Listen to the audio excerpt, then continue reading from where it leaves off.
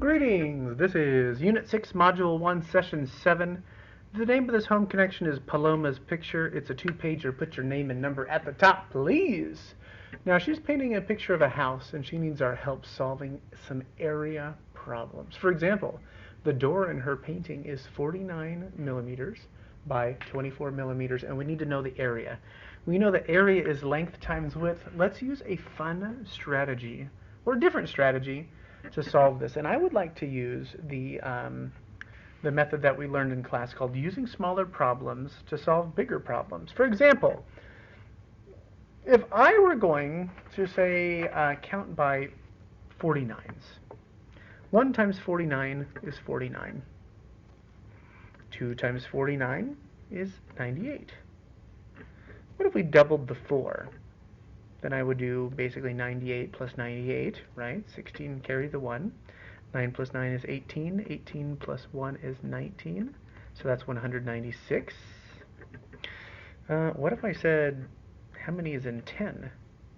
Well, that would be 49 with a 0 on the end, right? Any number times 10 is that number with a 0 on the end. What about 20 times 49? Well, if 2 times 49 is 98, 20 times 49 has to be a 98 with a 0 added to the end, right? You can just ignore that 2 and then add it on when you're done. I now have enough information to solve this problem because, look at this. I have 20, I have 24. So 20 plus 4 is 24, which means if I just add these two numbers, I will have the answer. And I'm a big fan of the stack and add. You could do it in your head, but I like to add by writing it down. Okay, so add that together. That's going to be your answer, but make sure you answer it in what? Square millimeters. We're talking area, so it has to be square something, and it says millimeters, so they are going to be square millimeters. We're going to use two different ones for this one. We're going to use the one that we just did, but we're also going to add a different strategy. I have two different windows. One is 16 or 32 by 15. The other one is 30 by 16. Slightly different. This side's a little longer on this one, and the side is a little shorter on this one. Okay? So for the first one, 32 times 15. What if I count by 32s? 1 times 32 is 32. 2 times 32 is 64. Add one more to it. We'll do 3. Well, that would be 96. Okay, I'm just adding 32. And then I'm going to do 10. And 10 times 32 is 32 with a 0 on the end, right? I now have enough to solve for the first one because what is my goal? I'm trying to get to 15. Right? I'm trying to count 32 times 15. I'm trying to count 32 15 times. So I have it right here because here's 10. Here's 3, and here's 2. Add all that together, and I get 15. So what I need to do is add 64, 96, and 320, and that will give me the left side. And if you pause this video, maybe you can stack and add it. That would be awesome. And when you're done, I'm hoping that you decide that you get 480, because that's what I got when I stacked it and added it. Okay? Now, 30 times 16, let's use our noodle a little bit. What if I forget that 0 for a second? And then I just have 16 times 3. If you do 16 times 3, or you could even do 16 plus 16 plus 16, you would get 48. Well, we forgot the 0, right? We took the 0 off. Put the 0 back on. The answer is 480 again. So, read this problem that says, Paloma says the windows have the same area. Do you agree or disagree? Why? And I'm going to let you answer that. Pause that video, write your answer down. Here's my sad-looking porch. Sorry, it's not as square as I wanted it to be, but it's 12 by 19. This time, I'm going to use the over strategy to solve this problem. Watch how we do this. 19 is pretty darn close to 20. So I'm going to add 1 down here, which means when I look at maybe, if I think about the entire thing, my new rectangle, I have a 12 by 20. Well, do you remember how we forgot the 0 on this one? Well, why don't we forget the 2 on this one, and we'll take 12 times 20. So what I'm going to do is I'm going to take 12 times 2, which is 24. And then I'm just going to put that 0 on the end. 240.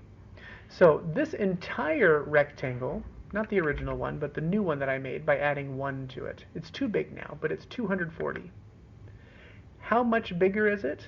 Well, I was supposed to count 12 19 times, but instead I counted 12 20 times. So I just need to get rid of one of the 19s, and then I'll be good to go. Oh, excuse me, one of the 12s, and then I'll be good to go. My brain's going too fast. When you're doing this, of course, yeah, you can borrow. You can make that a 10. 10 minus 2 is, yeah, 8. 3 minus 1 is, it's 2. 2 minus nothing is. So that is the actual area of this in square centimeters. Make sure you write that unit down, square centimeters. All right. Oh my goodness, this problem looks ridiculous, and I could do a 48 times a 25, and I could do the standard algorithm, and I'd be here for a while. I could break the numbers down, and maybe I could take 40 times 20 and then 48 times 20 and 48 times 5 and add them together. There's a lot of ways I could do it. Or I could go, look, 48 times 25 is the same as 24 times something. These two numbers are related in that 48 is twice of 24. So it looks like they took 48 and they cut it in half. That sounds really familiar. And in fact, in my math handbook, I have the strategy, the doubling and halving. Now this says, if it makes the problem easier, that's a really important thing, double one factor and cut the other in half. Here's a great example. 24 times 25, that's way too hard. But if I cut 24 in half and double the 25, well, that looks okay. But if I do it again and I cut the 12 in half and I double the 50, ooh, I can do that math real easy. 6 times 100 is way easier to solve than 24 times 25, even though you get the same answer. So as I look at this, and I'll zoom in a little bit, if you're going to cut 48 in half, then what are you going to do to the 25? The exact opposite. Double it. Cut one in half, double the other. Now, this is not quite the same. Looks like we're going to try to count 48 29 times. They counted 48 30 times, and they need to take something away. Okay, think about it again. They're going to count 48 29 times. 48 times 29. Well, they're already know there's numbers too big. They counted 48 30 times. How many more is that than 29? It's one too many. So they used the over strategy. They took 48 times 30, get rid of one of the 48s, and then you'll be perfectly fine. 48 times 29. Well, here we have 48 times 20. How much would be left? So I counted 48 29 times on this side. So I have 29 of them right there. Ooh, excuse me, right here.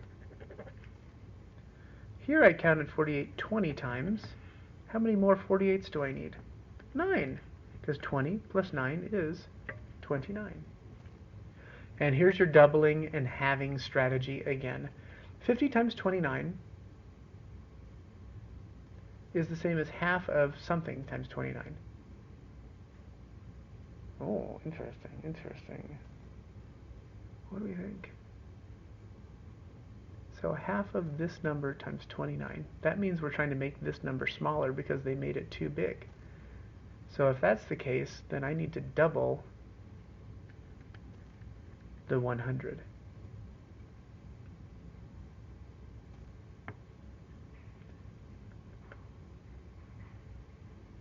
Doubling and halving. True or false? Ask yourself the question, are there any patterns that you can see? I see a 17 and a 34. It looks like they doubled the 17. If you double 17, what are you going to do to the 16? Cut it in half. Is that what they did? Yes, they did. 39 times 8 is the same as 40 times 8 minus 1. I don't like that. It looks like they're trying to use the over strategy, but they left out the equation. They counted 8 39 times on this side, but here they're going to do 40 of them and then subtract one of the 8s. So that should say minus 1 times 8, and it does not. So they were close. They were close. That's okay. We won't pick on them too badly. 64, 20, 32, 40. Ooh, let's check this out. Well, it looks like they did what? 20 to 40 is they doubled it. And then what are we supposed to do to this number? Cut it in half, did they? They did. 32 is half of 64.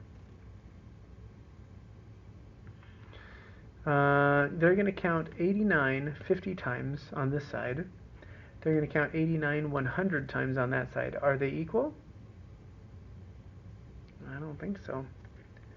In order for this to be equal, these two numbers would have to be the same. They are not. Because you could put any number here. If you counted 2 50 times, that's 100. But if you count 2 100 times, that's 200. So that makes no sense. So that has to be false. Ooh, here's the challenge, and I'm going to leave this one to you. Paloma added a garden to her painting. She has 12 rows of flowers. Each row has 13 plants. Each plant has 15 flowers on it. So this is one row that I drew, and each one of these green marks represents a plant. But it says each plant has 15 flowers on it. So there's 15 on this one, 15 on this one, 15 on here. And I know it's going to take me a hot minute to do this, but just to make sure that you understand what we're doing. So this is one row of plants. Each of the plants has 15 flowers. We need to know how many flowers she's going to paint. Holy buckets! So that looks like you're going to take 15 times 13. And then you'll know how many flowers are in one row. Uh-oh! But then there's 12 rows. So whatever this answer is here, you're going to take that answer and multiply it times 12. Y'all, it's going to be a big problem. And there are a couple strategies you could use. I'm thinking of using smaller problems to solve bigger problems. You might be able to get some doubling and halving in there. You could use standard algorithm. That is completely up to you. But this is two multiplication problems in one. 15 times 13. That'll tell me how many flowers are in one row. But then you have 12 rows, so you have to count that number 12 times. So take it times 12. Whew. That's going to be a tough one. If you need help, teachers love to help with math. You might even have a friend who's a math wizard. Ask them, okay? Otherwise, I'll check you later.